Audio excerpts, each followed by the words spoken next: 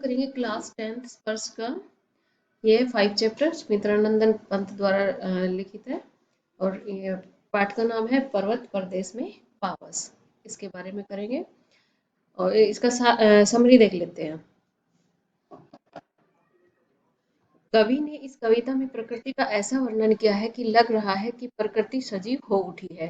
कवि कहता है कि वर्षा ऋतु में प्रकृति का रूप हर पल बदल रहा है। कभी वर्षा होती है तो कभी धूप निकल आती है। पर्वतों पर उगे हजारों फूल ऐसे लग रहे हैं जैसे पर्वतों की आंखें हो और वो इन आंखों के सहारे अपने आप को अपने चरणों के फैले दर्पण रूपी तालाब में देख रहे हो। पर्वतों से गिरते हुए झरने कल कल की मधुर आवाज कर रहे हैं जो नस नस को प्रसन्नता से भर रहे हैं। पर्वतों पर उगे हुए पेड़ शांत आकाश को देख रहे हैं जैसे वो उसे छूना चाह रहे हो।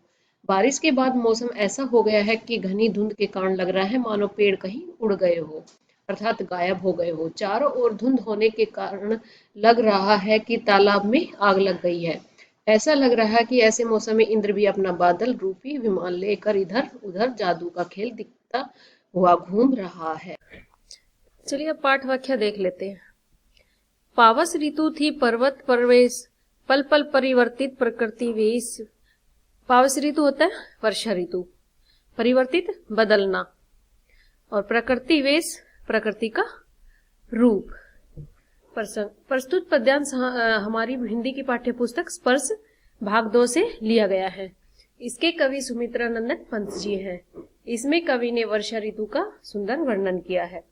अब व्याख्या देखिए। कवि कहता है कि पर्वतीय क्षेत्र में वर्षा ऋतु का प्रवेश हो गया है। जो पर्वतीय क्षेत्र है उसमें वर्षा ऋतु का प्रवेश हो गया, आ गई है वर्षा ऋतु, जिसकी वजह से प्रकृति के रूप में बार बार बदलाव, परिवर्तन मतलब बदलाव आ रहा है। अर्थात कभी बारिश होती है और कभी धूप निकलती है। अपने सहस्त्र दुर्ग सुमन फाड़ अवलोक रहा है बार बार, नीचे जल ने नीज महाकार, जिसके चरणों में पला ताल, दर्पण सा फैला है विशाल। अब शब्द देखिए इसकी। मेखलाकार होता है कर घनी के आकार की पहाड़ की ढाल, सहस्त्र हजार, दीर्घसुमन पुष्प रूपी आंखें, अवलोक देखना, महाकार विशाल आकार, ताल तालाब, दर्पण आईना। प्रसंग देखिए। प्रस्तुत पद्यांश हमारी हिंदी पाठ्य पुस्तक स्पर्श भाग 2 से लिया गया है। इसमें कवि सुमित्रानंदन पंत जी है। इसमें कवि ने पर्वतों का सजीव चित्रण किया है। देखिए इस पद्यांश में कवि ने पहाड़ों के आकार की तुलना करघनी अर्थात कमर में बांधने वाले आभूषण से की है। कवि कहता है कि करघनी के आकार वाले पहाड़ अपनी हजार पुष्प रूपी आंखें फाड़कर नीचे जल में अपने विशाल आकार को देख रहे हैं। ऐसा लग रहा है कि पहाड़ ने जिस तालाब को अपने चरणों में पाला है वह तालाब पहाड़ के लिए विशाल आईने का काम कर रहा। गिरी का गौरव गाकर झरझर मद में नस नस उत्तेजित कर, मोती की लड़ियों से सुंदर झरते हैं जाग भरे निर्झर, गिरिवर के उर से उठ उठ कर उच्च आकांक्षाओं से तरुवर है झांक रहे नीरव नभ में, निमेश अटल कुछ चिंता पर। गिरी होता है पहाड़, मद मस्ती, झग फेन, उर हृदय, उच्च आकांक्षा ऊंचा उठने की कामना, तरुवर पेड़, नीरव नभ शांत आकाश, एनिमेश एक टक। व्याख्या। इस पद्यांश में कवि कहता है कि मोतियों की लड़ियों के समान सुंदर झरने झरझर की आवाज करते हुए बह रहे हैं। ऐसा लग रहा है कि वे पहाड़ों का गुणगान कर रहे हो। उनकी करतल ध्वनि नस नस में उत्साह अथवा प्रसन्नता भर देती है। पहाड़ों के हृदय से उठ उठकर अनेकों पेड़ ऊंचा उठने की इच्छा लिए एकटक दृष्टि से स्थिर होकर शांत होकर इस तरह देख रहे हैं मानो वे किसी चिंता में डूबे हो, अर्थात वे हमें निरंतर ऊंचा उठने की प्रेरणा दे रहे हैं।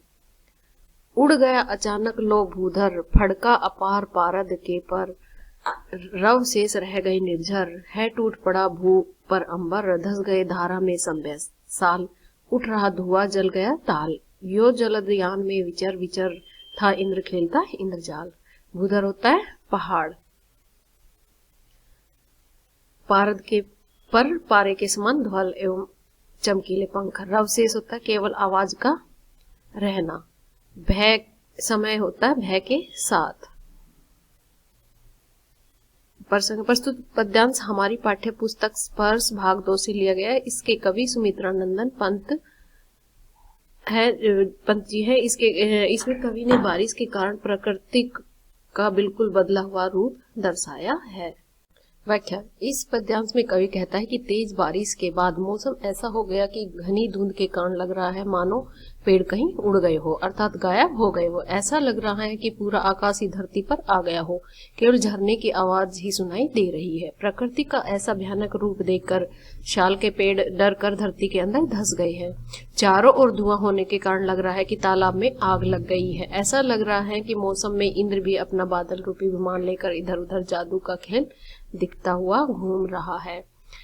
आज हमने व्याख्या की है और नेक्स्ट वीडियो में हम MCQ क्वेश्चन और क्वेश्चन आंसर करेंगे।